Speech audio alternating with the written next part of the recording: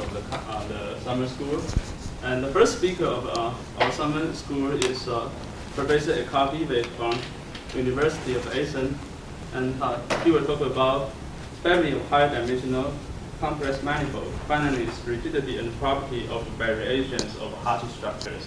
Let's welcome Professor Viehweg. Okay. So thanks a lot for coming in spite of the rain.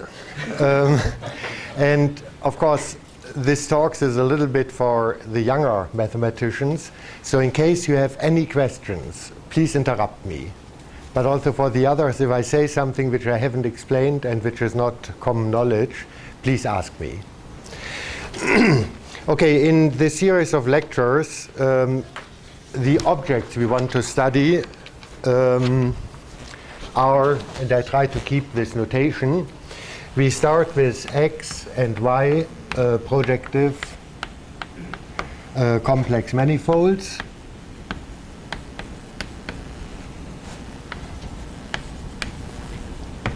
And I want to study morphisms, F from X to Y, surjective. And I take U to be some open set, let's say Y the complement of some S. And usually I will assume that S is a normal crossing divisor. And correspondingly, I will consider V to be the pre-image of U. And again, I will assume that gamma, which is F upper star of S, so this at least has a support. It's supported in X minus U. This again should be a normal crossing divisor. And I will assume that I've chosen this such that F from V to U is a smooth part. Then to fix more notations, usually capital F will be the general fiber, so Y in general position.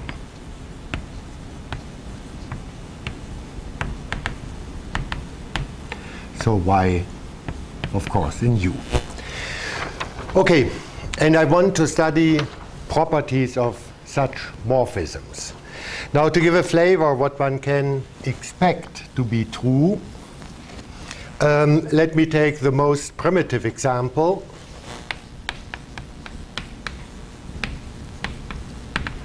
Which is the case where dimension X is equal dimension Y, and everything is 1. So I have morphisms, surjective morphisms between curves.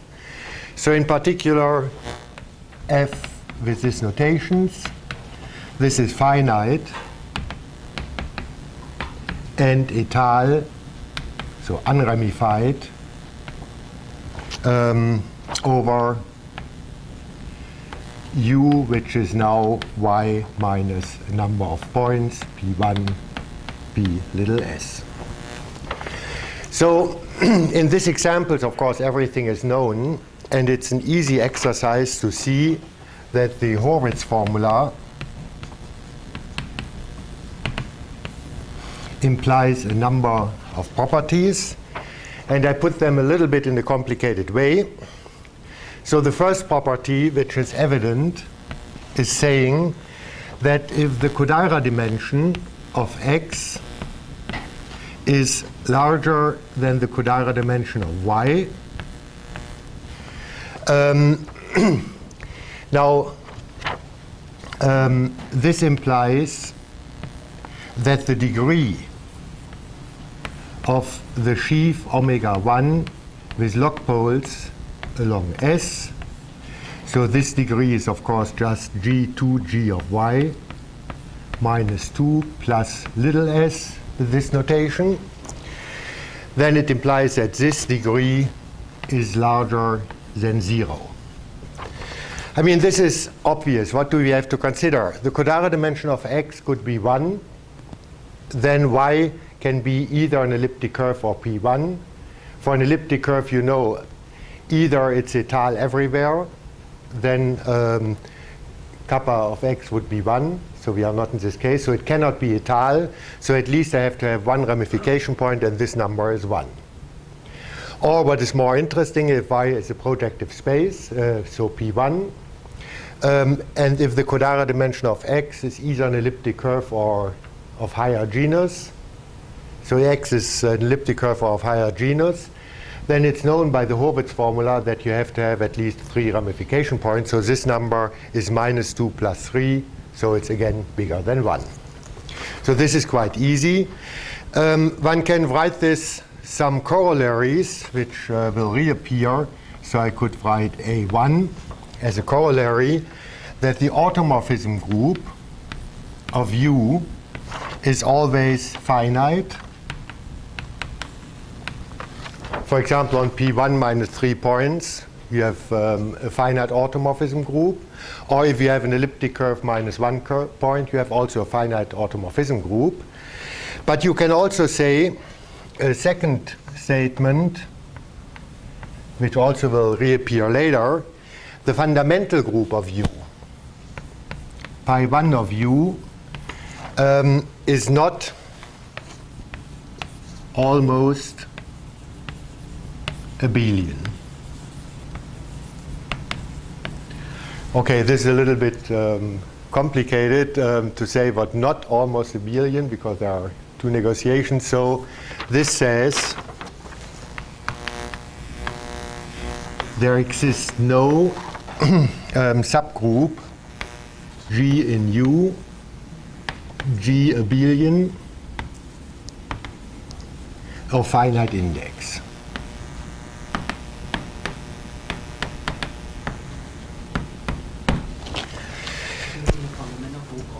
The fundamental group, sorry, you're right, thank you.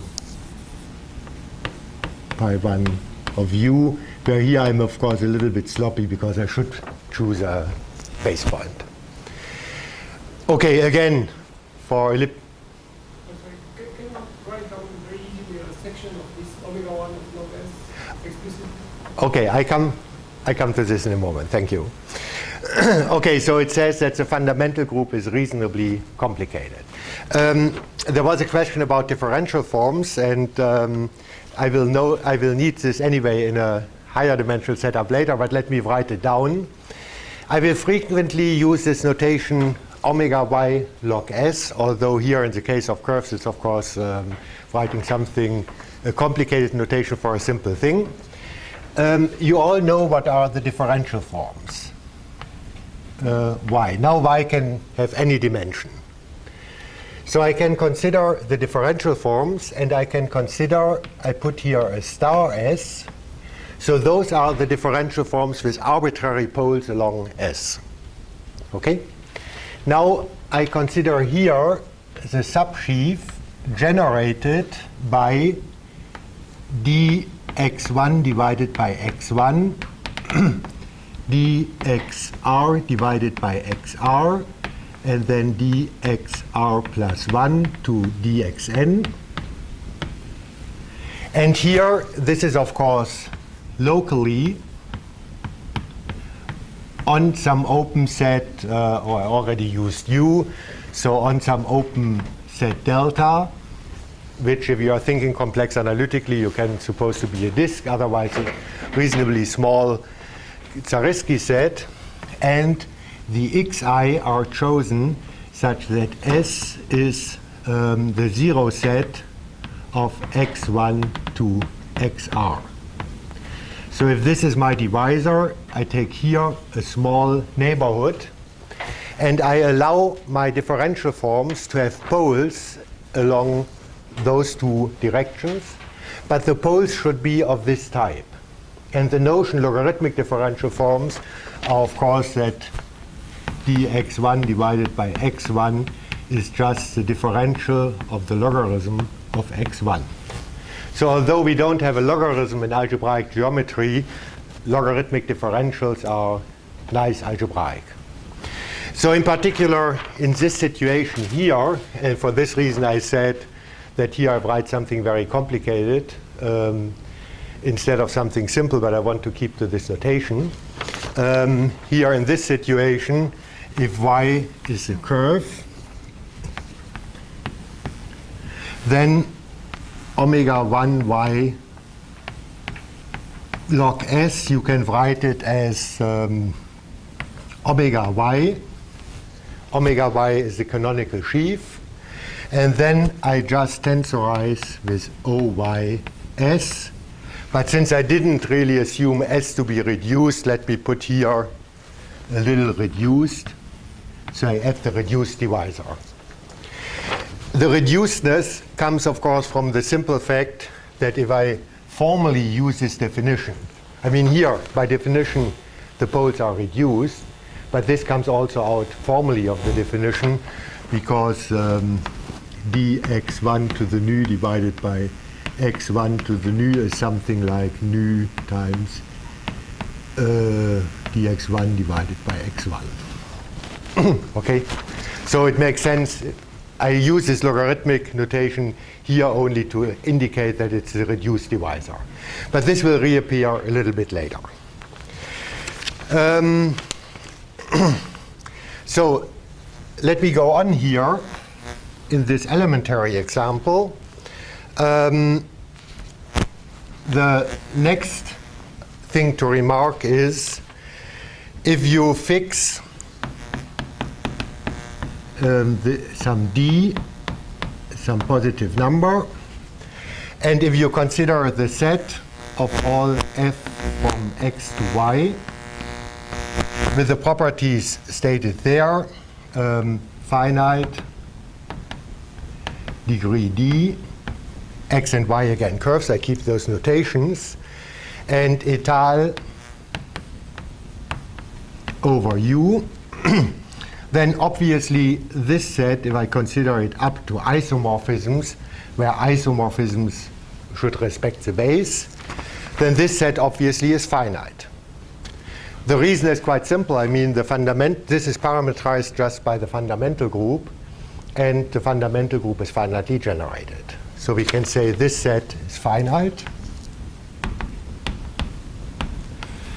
And the last one, the last statement, is now not very precise. So it's statement C, which says coverings with a small number of points. So coverings, here I have some equality, which of course I could have written also like this. And then here I have an inequality, and small number of points will say that this number reaches 1. So either I have P1 minus 3 points, or an elliptic curve minus 1 point. And the statement here is, if I really have omega 1 y log s equal 1, then it should say that those coverings are interesting.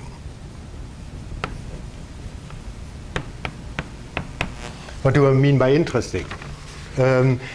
It means they have special arithmetic or geometric properties. Let me give you here just an example. Example,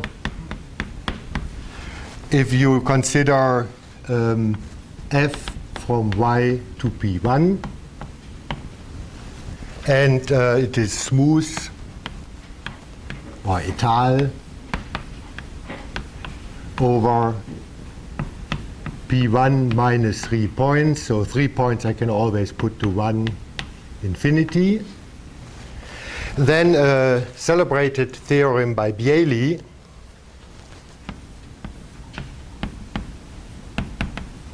Oh, I don't know how to write it. Bieli? Without an I. Pardon? Just Bailey, without an I. Without an I in Bailey? Okay. Maybe some additional I somewhere. Yes. Okay, anyway, it's not important. I think no. Okay. Anyway, his theorem says that if I have something which is étal outside of 3 points, although I started with some arbitrary complex curve, it says that yx is defined over q bar. And the other direction, which is more interesting, if x bar is defined over q bar, then there exists some map x over p1 minus p1, which is étal,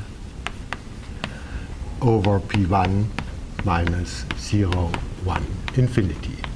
So in this sense, I mean étal, it means that it has some nice arithmetic properties.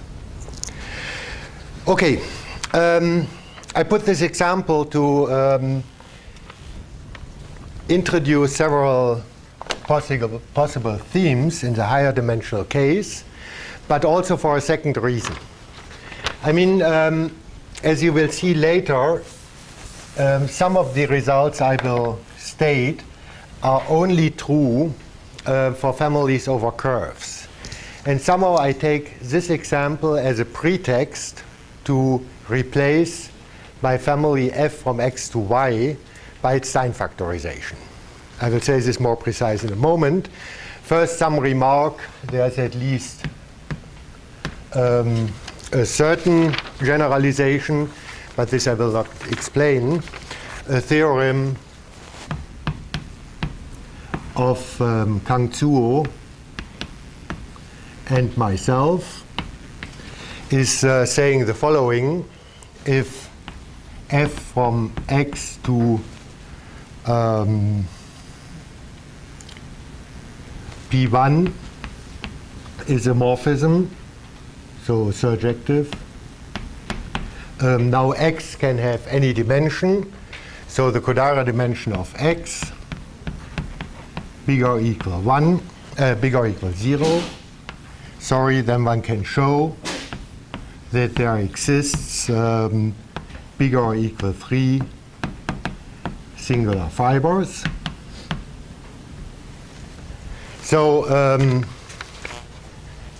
this part here generalizes to the higher dimensional case, the way I formulated it. And for elliptic curves, one can say the same. If you have f from x to an elliptic curve, so this is elliptic.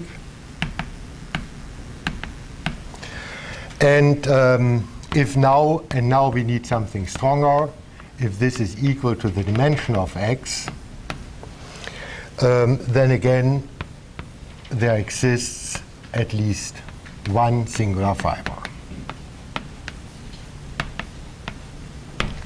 So at least part of this, the way I formulated it, the part A, is generalizing to arbitrary dimensions. I will not say too much about this, but maybe I should say at this point, maybe I put it here, that more or less everything I explained during my lecture about new result is coming from common articles of Kangzuo and myself. So most of the newer results I'm explaining are coming from joint work with Kang. Okay. So as I said, I take this a little bit as a pretext to say we understand somehow finite morphisms, so we can always replace a given morphism by its sign factorization. So let me put this assumption here. So from now on,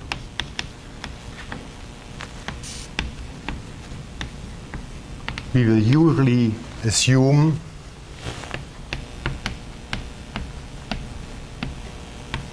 that f is irreducible or connected. It's a general fiber, so it's connected.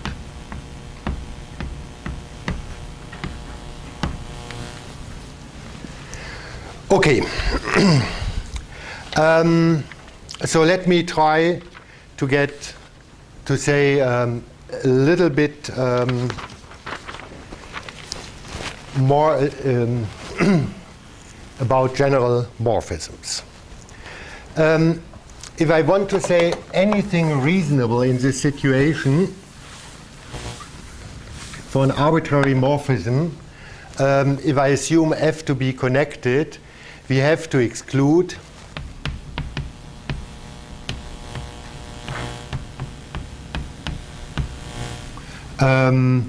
morphisms of the type F cross Y to Y.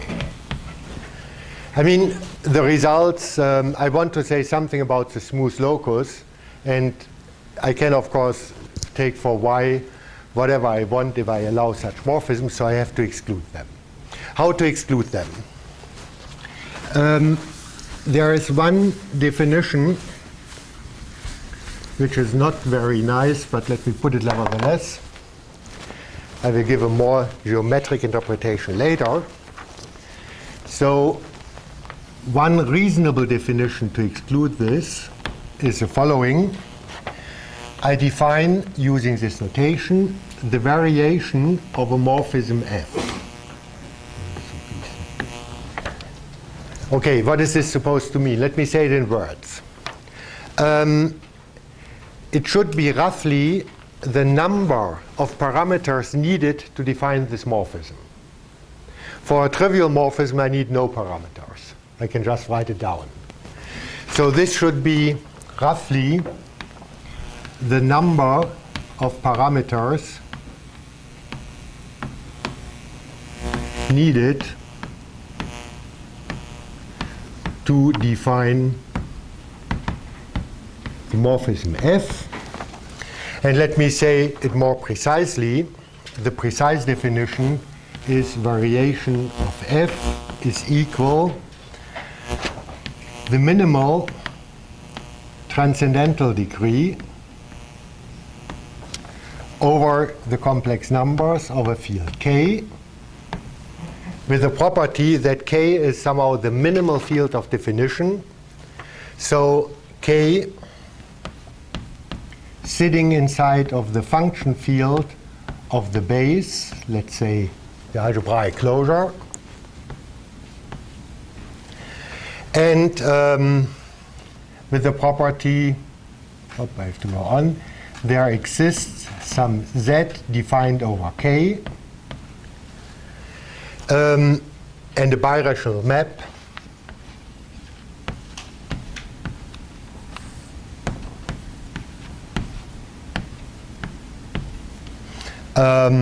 from, now I can consider X cross the base with the function field, or its algebraic closure. So this is the general fiber of this morphism in the arithmetic sense. And I want this to be birational to Z cross K over C Y bar. So this is, looks pretty complicated. Let me repeat it in words. This is one way to say what is the minimal number of parameters needed to define this morphism. For example, if this, in this situation, I can just take K to be the complex numbers, the field of definition of F, and then the variation will be 1. Okay? It's a very unpleasant definition, but I will give a notation later. Let me give two examples, two extreme examples.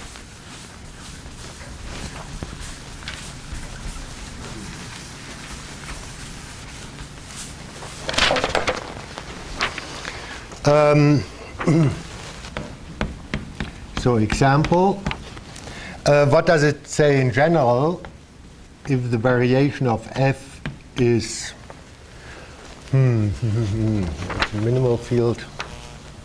Yeah, the variation of F, if this is 0, sorry, variation. What does this mean?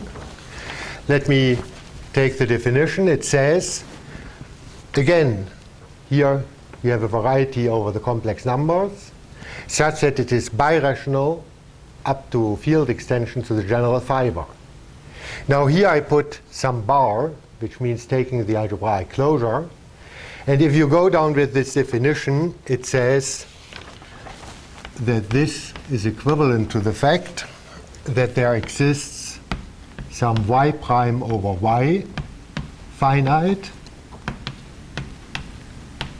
and a birational map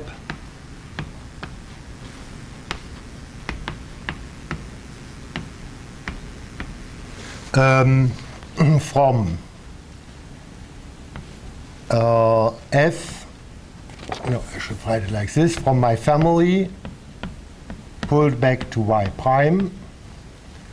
So this here is only birational to the product of F of a typical fiber cross spec C with y prime. So up to taking a covering of the base, my family becomes trivial. This is just a translation of this. And what I mean by excluding this type of trivial situation is usually I will require, at least during this talk,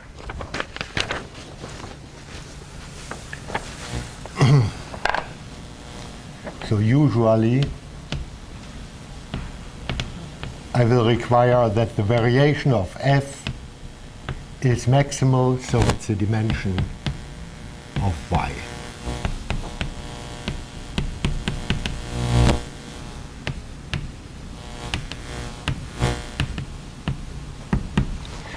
So this says that I really consider complicated morphisms, so the fibers are varying in all possible directions. If I'm just, at the moment, I come back, my introduction is going on. In this generality, what I've written down here, we are nearly unable to say anything. So during my talks, I will use 3 sets of assumptions. Okay? And usually I will restrict myself to the most general one. So let me put them here. So the first assumption, let's put star. This is an assumption we hope conjecturally it is not really needed. The assumption star is saying F, the fiber, should be of general type.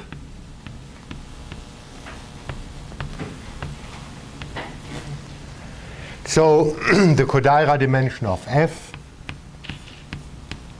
should be the dimension of F.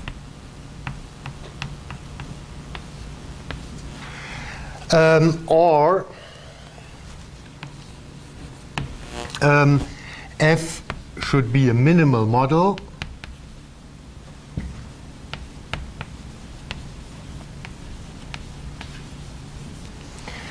this says that the sheaf omega F, the canonical sheaf, so the highest wedge product of the differential forms, should be semi-ample.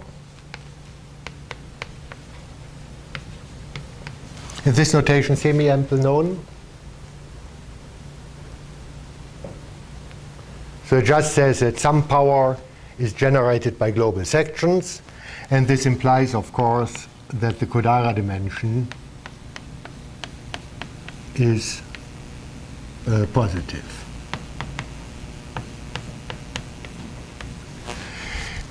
So this is a first example. Either one of those 2 conditions holds true. For the experts, those are just the assumption under which the so-called additivity of the Kodaira dimension is known. It's conjectured to be true in general, but at some point we will need it, so we always need at least this assumption 1 star. We will see in a moment where it's exactly needed. Okay, this is one possible constraints.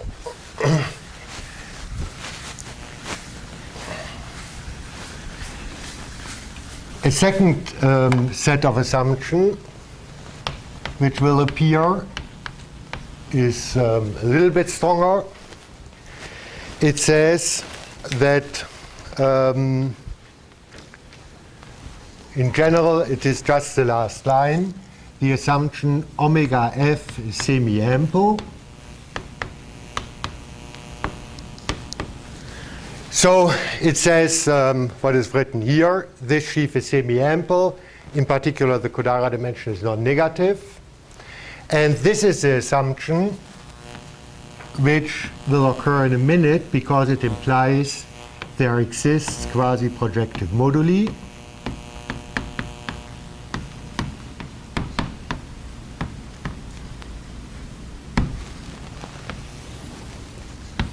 And the strongest set of assumptions I will use is in fact the subcase of this one, because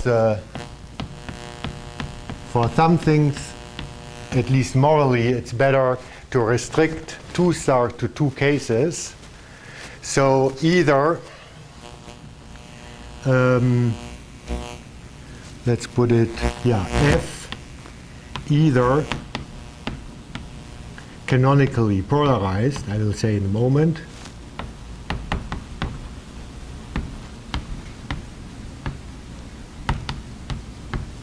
or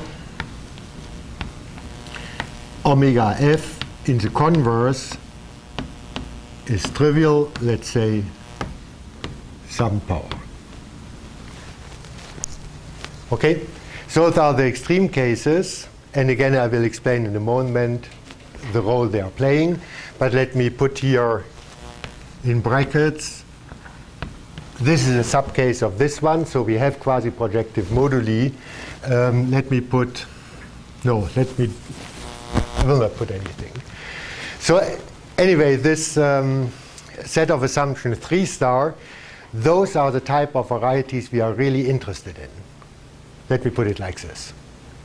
Because for the intermediate cases, Kodara dimension of f equals 1 to dimension -1, there are some additional complications, but the feeling is that those are more technical points, so we will concentrate very often on those 2 cases. The first one, it is in particular manifolds of general type, and those somehow are the most unknown objects. But this example here includes Calabi-Yau manifolds and those things which are of interest for people doing physics for some reason I don't know. Okay? So this is 3 star. Whenever it's convenient, I will go to 3 star as assumptions. Okay, so this is approximately what I want to do during my talk. But in order to understand what it means in translation, let me try a second introduction.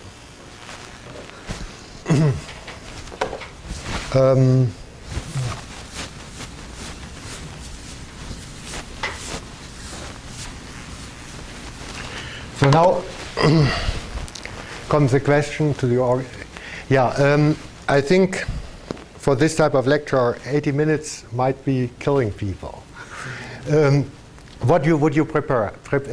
I could make a break, let's say after 35 or 40 minutes, or I can shorten a little bit and leave some space at the end for questions. No, what for the public? Who wants to have a break for 5 minutes? Okay, and who wants to have 5 minutes at the end for discussion and go on? So I think it's equal right. So maybe we make 5 minutes breaks, and everybody can dry down a little bit more, can go to the restroom, can have some coffee. But please be back in, let's say, 7 minutes. Okay? Then I can also clean the blackboard. So let's use this class. So we will be back at 9:00. Okay. So as I said, I want to give a second introduction. And this is now to explain why I think the study of morphism is interesting. And so the second introduction, I have to say a little bit. So this would be now my numbering paragraph 1, something about moduli.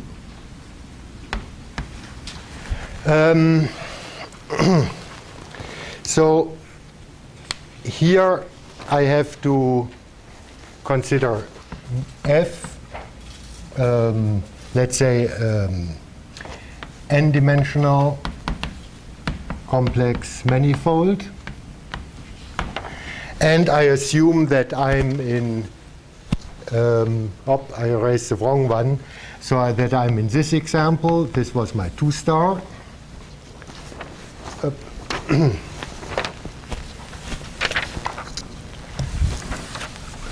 So that I deal with minimal models. So let me put it here because it's important. So omega f semi-ample. And in addition, I said here everything is projective. So I choose L to be ample on F. And I have to fix the Hilbert polynomial.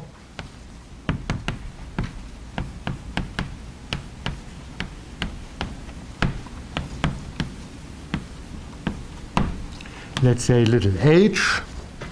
So in different terms, by definition, so h of some number nu will always denote the Euler Poincaré characteristic of f with respect to L to the nu. So this is the definition of the Hilbert polynomial. And in this situation, if one talks about moduli, one considers a functor mh which attaches to any scheme a set. And a little bit sloppy, this should have, by definition, this should be over spec C. This should just be the set of pairs FL with the property which I wrote there, omega f semi-ample. F, I should have said first, a projective manifold. L ample invertible, and h of nu is the Hilbert polynomial, so the Euler Poincaré characteristic of L to the power nu, and the whole thing up to isomorphisms.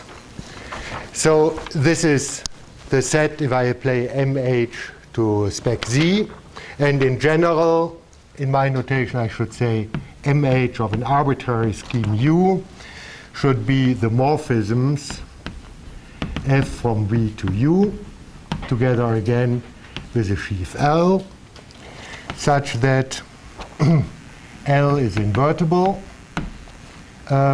on V, F is, or let's say smooth, projective, and fiber-wise, F up -1 of a point, L restricted, F to the -1 of a point. This pair is sitting in MH, spec C. Again, up to isomorphisms, now isomorphisms over U. I have to say, in a moment I will say a little bit to the isomorphisms. So in down-to-earth terms, whenever I talk about moduli, you fix a certain set of objects, which is this set here, and then you consider smooth or more general flat families where all fibers belong to the set. And here I have to say one word about this isomorphisms here. One has to pay attention a little bit what it means that two such sheaves are isomorphic. Isomorphism is clear. Isomorphisms mean for the morphisms you have a diagram which commutes over U. But for the morphisms, let me just write it for fixed. If I have two families with one L and another family, the same family with a different L, then those are considered to be equivalent over U if and only if L differs by L prime by something which is F upper star of some invertible sheaf. Okay? So here for the equivalence relation or for the isomorphisms, the polarization is only fixed along the fibers. So whenever I like, I can change it by something coming from the base. Just as remark. There are okay.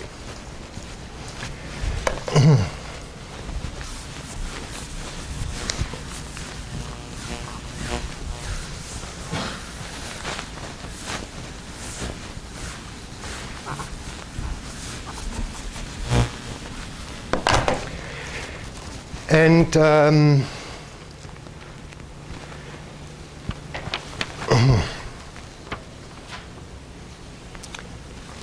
so, and the theorem says, which I'm using but will not say anything about its proof, there exists a coarse algebraic moduli space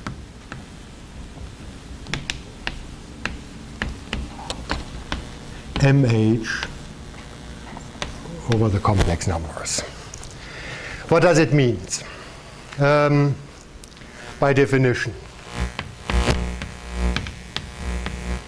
So the definition is quite simple. First of all, I require there exists some morphism, some natural transformation between functors from this to the homomorphisms in the category of schemes in MH.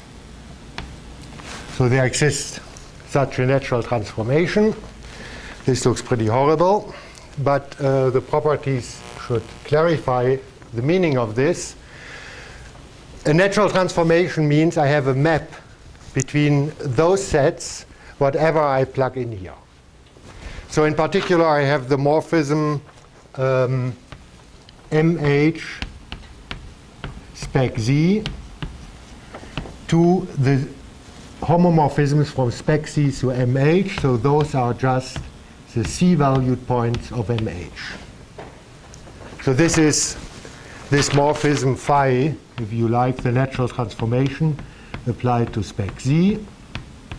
And this I require to be a bijection. Okay? So this is the main property. The second property is a little bit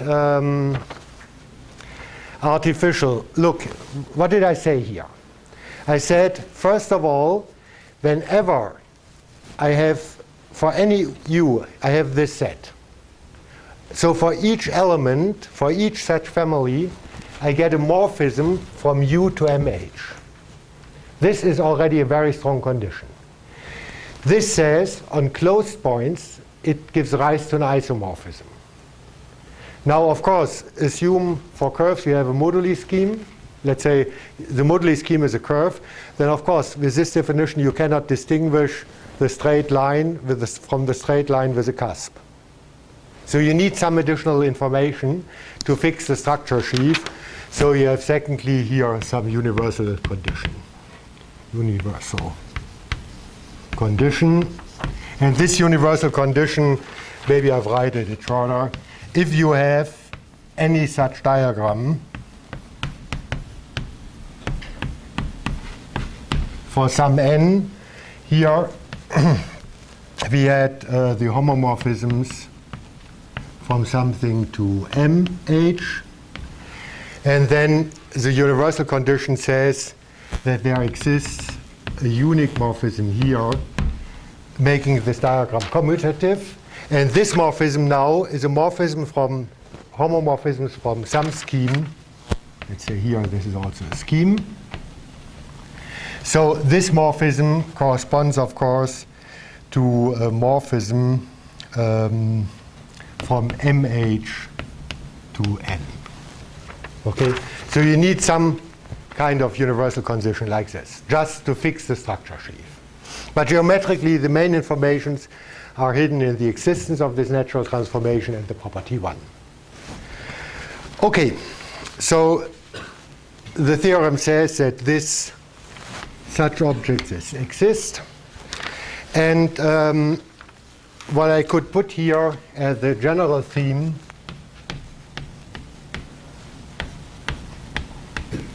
of what I want to explain, I could rephrase in the following way. We are interested in following two types of questions. I ask in how far geometric properties of a typical element f in MH of C, let's say general, whatever it means. I ask in how far geometrical properties of the objects we want to study imply some information about the geometry of the moduli scheme MH. Or, for the last point, I could say, study interesting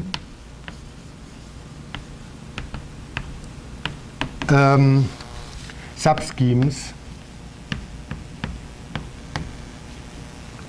of MH.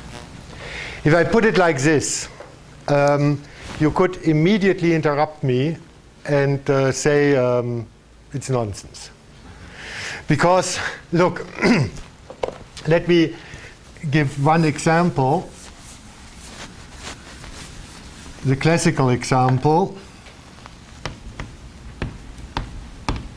If I take, now I don't write down if I take moduli of elliptic curves,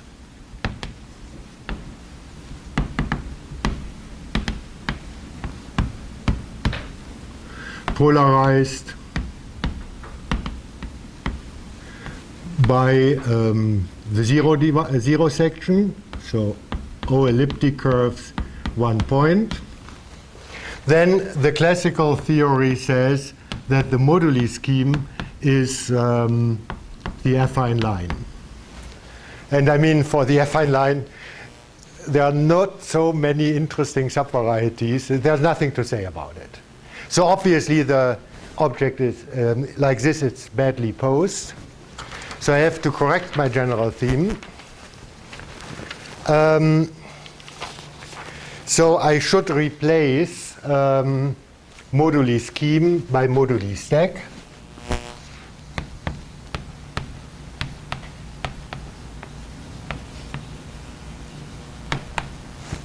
Moduli space by moduli stack. And now, since I do not want to go into the theory of moduli stacks, let me give a working definition what I mean by this.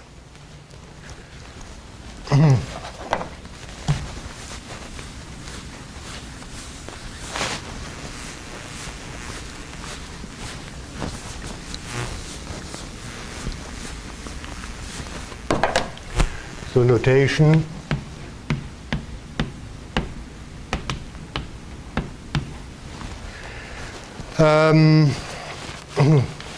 If I have a morphism phi from U to MH. So I have a morphism here on this side. If I plug in here U. Okay? So I say that this morphism, these factors, through the moduli stack,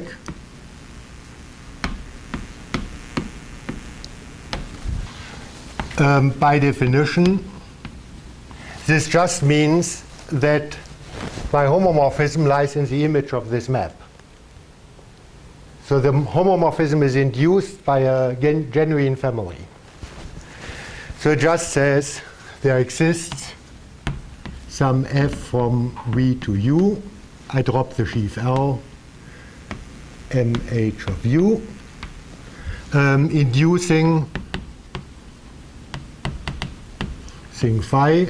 So I have here V to U, I have here my phi to the moduli scheme. Okay? And I think for the purpose of this talk, it's enough whenever I say subvarieties of moduli stack to say just, okay, this means I have a morphism to the coarse moduli scheme and it comes from a family.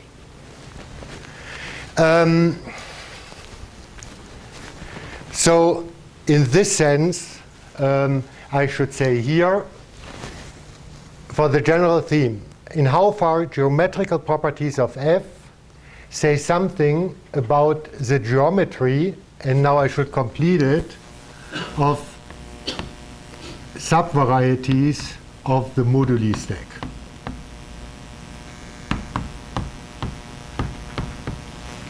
Or let me put here subschemes. Okay?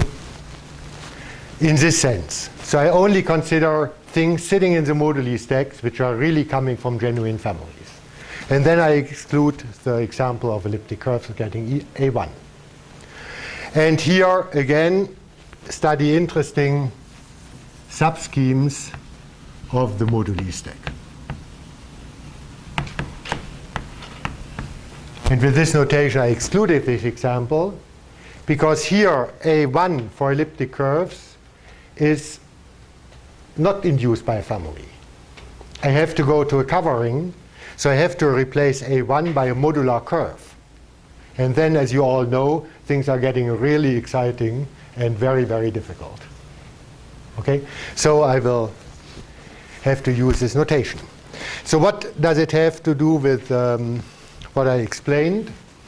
Let me make one remark about the variation.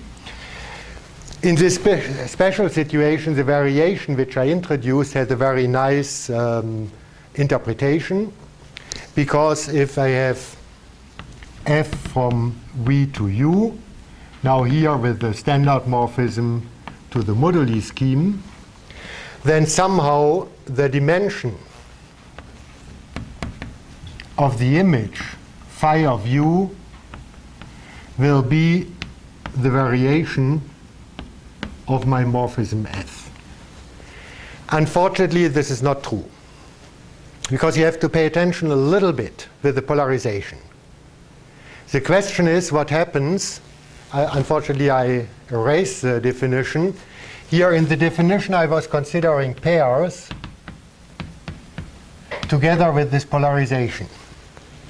Now, of course, I could choose a constant family and a non-constant polarization. So this would destroy this picture. But in two cases, it is true. Because the case one is if omega f is ample. Of course, I could choose an arbitrary polarization. But it's just nonsense. If omega itself is ample, I always choose L equals omega f. So changing notations, in this situation I consider a smaller moduli problem. And then this is true. Or if omega f some power is trivial, in this situation I choose an arbitrary polarization.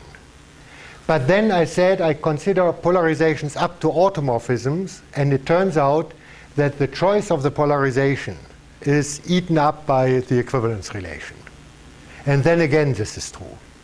So this is true if F satisfies this 3-star condition. And therefore, this is the reason why, for simplicity, I will sometimes assume that we have 3-star, and recall 3-star meant we are either here or here. Okay? In the intermediate cases, one can do something similar, because one can consider moduli schemes up to numerical equivalence. Then one is throwing out the pick 0 parts, or the problems with the polarization. But then, at least at the present moment, description of ample sheaves on moduli is a little bit messy, so I will not say anything about this case, because there are enough open questions under this condition star.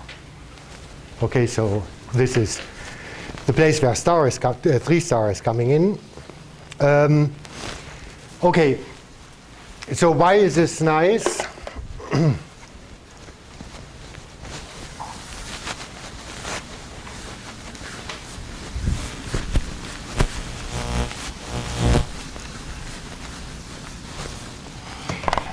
I just erased the statement of the theorem, but the theorem included the word quasi-projective moduli, so there must be an ample sheaf. So I can say, I want to say something about ample sheaves.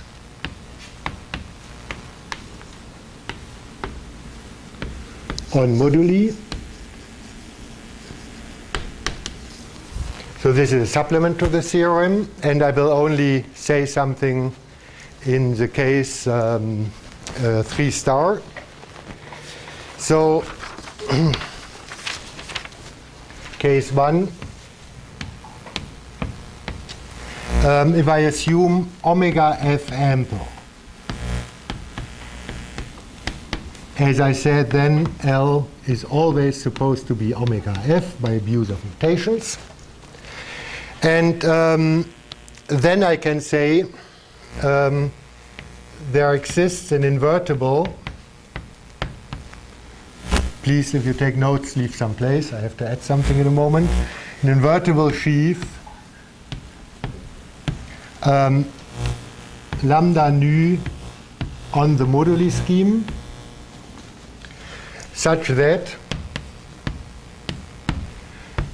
whenever I have this standard situation, V f to u, and here my phi to the moduli scheme.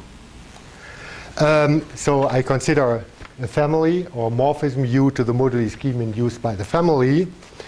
The sheaf phi upper star lambda nu is nothing but the determinant of f lower star omega v over u to the power nu. So it's geometrically defined. And this only makes sense nu such that f lower star omega nu is non-zero. Otherwise, I don't know what the determinant is. And then the sheaf, what did I say? There exists such an invertible sheaf, and lambda nu is ample, at least if, in addition, nu is bigger or equal to. Okay? So this is a typical ample sheaf on the moduli scheme. Now I said leave some place, because the sheaf does not exist. Only a power of it exists. I should write here there exists the sheaf lambda nu upper p such that this pullback is a piece power of this sheaf. Okay? So in modern language one should say it's a Q sheaf, like Q divisor.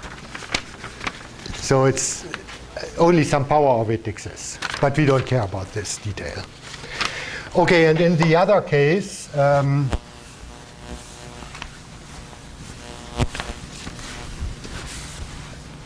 in this case, things are more easy. So the case 2 says, so this is the case omega f to the delta equals OF, delta bigger equal 1. Then we can say there exists an ample invertible Q sheaf lambda, now I don't need an index, on MH, such that using the same notation, phi upper star of lambda is equal f lower star omega v over u to the power delta. Okay, remark, this condition implies, of course, that this is an invertible sheaf. So it makes sense. Okay. One of the main points which is behind what I want to go to explain is the observation that, in fact, constructing moduli, we get a little bit more than this statement. What one really gets is that under those notations, in this case, f lower star omega v over m to the power nu is an ample vector bundle.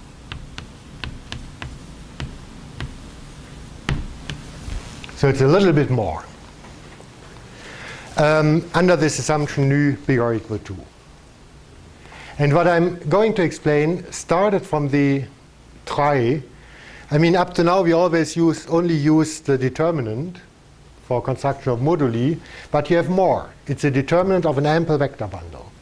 So it should imply something in addition. And this is behind the whole story.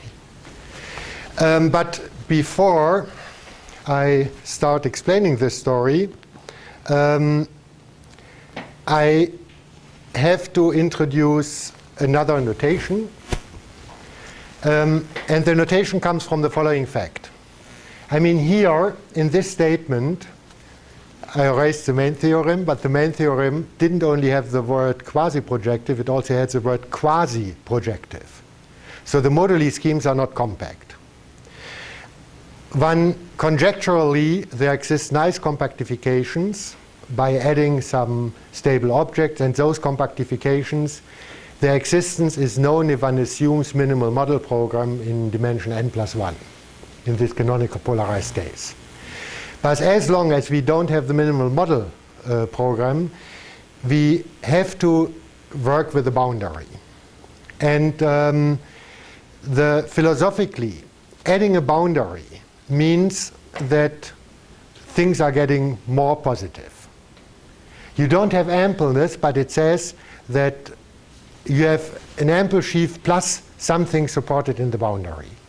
So we have to have a notation taking track of this, and the notation, the causes notation, but this is sufficient for what we want to do, is to introduce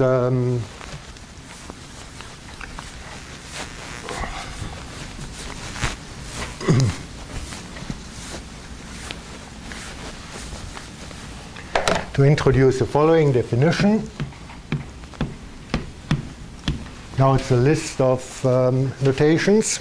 I consider F a coherent sheaf on Y, U in Y open, and I want to assume at least that F restricted to U is locally free. And then I define, and I fix H ample invertible on Y. And then I define part A. F is called ample with respect to some U0 in U, open dense, if and only if the following condition holds true. I require that for some eta very large, there exists a morphism from a direct sum of copies of H to the etas symmetric product of F, and this is surjective over U0. I will give examples in a moment. Let's go on. Part B, F is said to be big. And now Stephen Liu convinced me that one should say here big in the strong sense, because there are several notions of bigness. And this is maybe not the standard notion. So let me put here strong sense.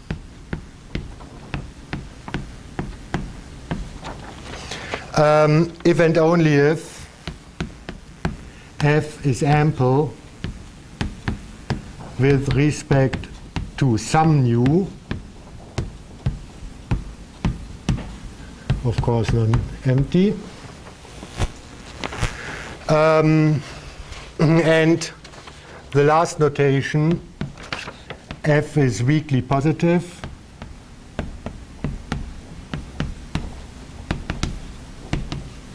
Now this one you can guess yourself the definition. I define something like ampleness. I define something like bigness, and weakly positive means it's in the closure of the corresponding cone. Only that we don't have a cone, we are not working with the Néron-Severi group. So it should be on the boundary of big sheaves. So I could say this is, by definition, for all alpha bigger 0, if I make my sheaf a little bit smaller, it is big. And again, in the strong sense. So if I add a small ample sheaf, automatically the sheaf is big. What should be the weak sense of bigness? I come to this in a moment. Okay? No, I will answer this question. I'm not trying to avoid it. Okay? Okay. So those are the definitions. And since I cannot, it doesn't make sense to say here, I add an arbitrary small ample sheaf. So instead of writing here 1 divided by alpha, I put here the alpha on this side. Okay. Now, to answer your question, let me look to examples.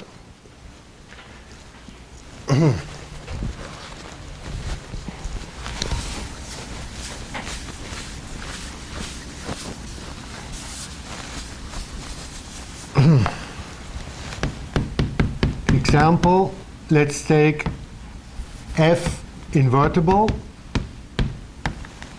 Then I will not give I give a definition for big. Then to say F is big if F is big in the usual sense. So if the Kodara dimension of this invertible sheaf is equal to the dimension. So this is the usual definition. Because by an easy lemma of Zariski, what do I have to show? I have to show some high power of F contains an ample sheaf. Then automatically this is surjective over some U0.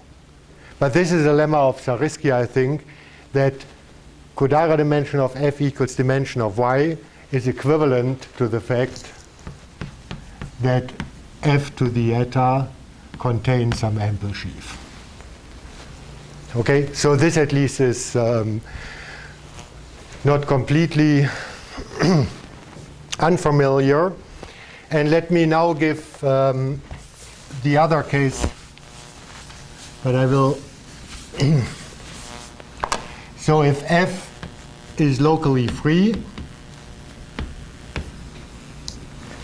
then I can consider P equal P of F, and I can consider OP of 1. Okay? And now bigness in the weak sense. To say that F is big in the weak sense is saying that OP of 1 is big in this sense. Okay? But what I require here is a little bit more.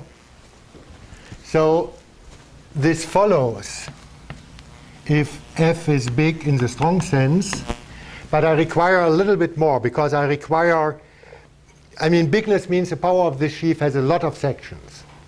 But I require that those sections really generate the sheaf in a neighborhood of the general fiber, and even they define an embedding of a neighborhood of a general fiber of this projective bundle.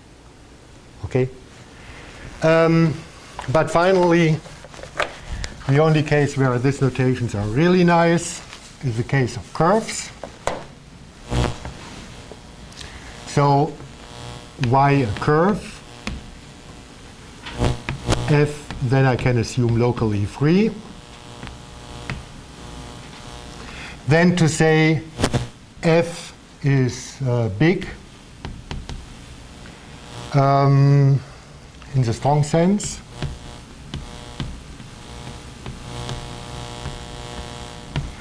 Is in fact equivalent to saying that f is ample. And to say that f is weakly positive is the same as saying that f is numerically effective as a vector bundle. Because if I'm on a curve, the difference between y and u is just a finite number of points, and the usual things, ampleness extends in a certain sense over a finite number of points. So then those notations are really reasonable. I put this example to convince you that those notations were really necessary only if the base is higher dimensional. Okay, before I stop, I have 3 minutes. Yeah, 2 minutes. I want to explain why I wrote those notations. And this is because in the situation of moduli, I have stronger positivity results.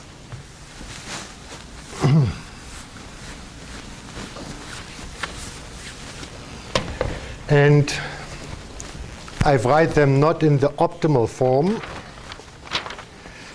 So the theorem says, now in return I take f from x to y. Now here I forget about moduli. So in particular, again, this is smooth over some open set only. So x, y, projective. And the first statement, which was shown a long time ago, says that the sheaves f lower star omega x over the y to the power nu are always weakly positive. The second statement says an equivalence.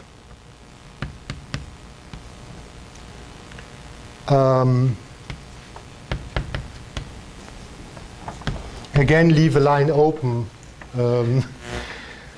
I will add something at this place in a moment.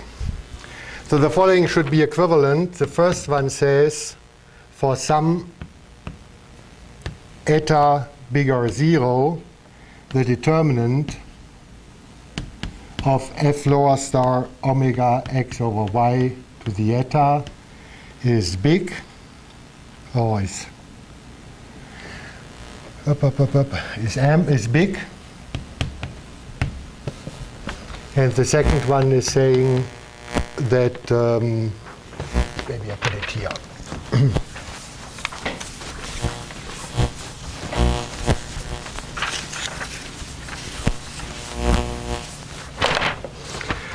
The second one is saying for all nu now strictly larger than 1. Here it was, let me write like this to make clear that for purposes this is different. For all with f lower star omega x over y to the nu non-zero, the sheaf f lower star omega x over y to the nu is big, without the determinant. Now I said, leave some place. It's not really equivalent the way I wrote it. There's always the following problem. I have some bad fibers at infinity. And I can do some bad things if the bad fibers are not reduced. Then I can write some counterexample. And since I don't want to go into these details, let me put here, assume And again, this notion will be explained next time.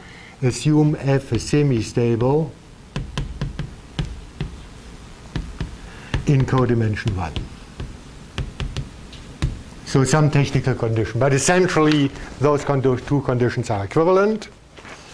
And the last condition, C, and then I will stop. If the condition star, now of course everybody remembers what star is. Okay, anyway, forget about it. In particular, star is satisfied for families of manifolds of general type or families of Kodaira dimension 0 if you have a minimal model. So if this condition star holds true and if the variation of F is maximal, then it follows that E and EE hold true. So this sheaf is big, or this sheaf is big. And here I don't need to add something about semi-stability of fibers, because this is hidden here in this condition. So I can work with these notations. Okay, before I end, one last remark. These notations which I defined here, they are pretty horrible to work with, because this is somehow positivity notations related to sections. But if you think about it, they have one advantage. I didn't write here that this sheaf is projective, because those definitions allow me to leave out codimension 2 sets. Okay?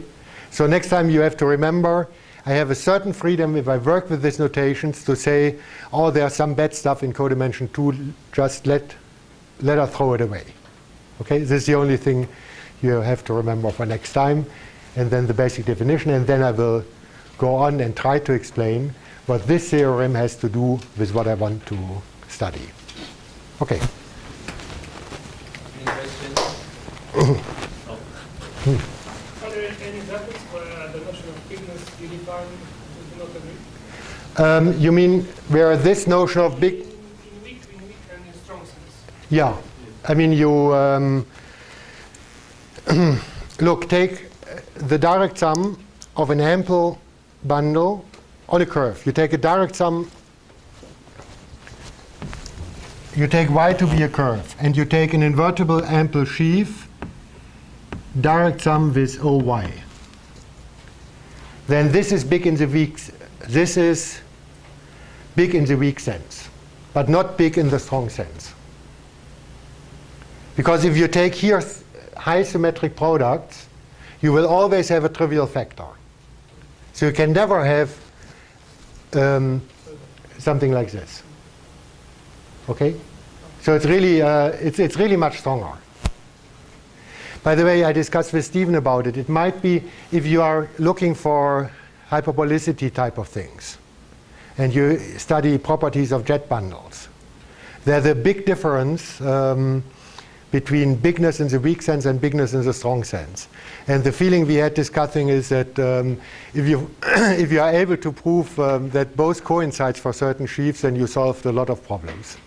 So it's really a big difference. Okay? More questions?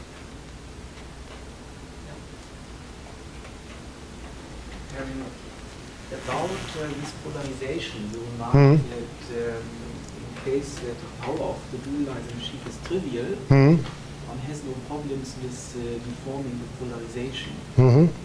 I didn't catch that point. Look, for if you take how to say this, if you consider polarizations up to equivalence, okay, and now what comes out, okay, in the moduli scheme, in the first try you would expect to have images of pig 0, okay, but you consider in the construction of moduli, you consider everything up to this equivalence relation, and you can see that those are somehow cancelled out by automorphisms. It just comes out. whenever you have positive dimensional zero, you also have automorphism? Yeah, I mean, look, it's like for abelian varieties. You have translations. I mean, you get automatically enough automorphisms in this equivalence relation. Okay, I can show this. I have to remember how it worked, but we can discuss it later, perhaps. Okay, thank you very much. Okay.